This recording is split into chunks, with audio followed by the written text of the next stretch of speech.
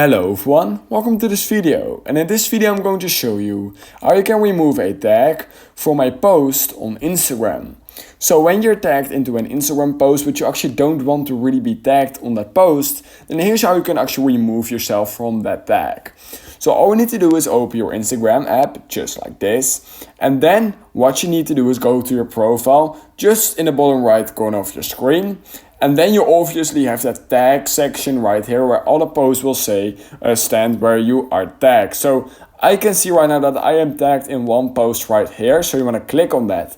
And in order to remove me from this tag, all I need to do is click on that and click on this post once to review who is tagged, and we can see I am tagged. Then in order to remove me, all I need to do is hold down my name for just a few seconds, and then these options will pop up.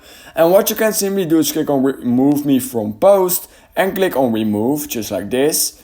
And now we can click on save, and what you can do is you can refresh, and we can now see that I am removed from that tag on that post.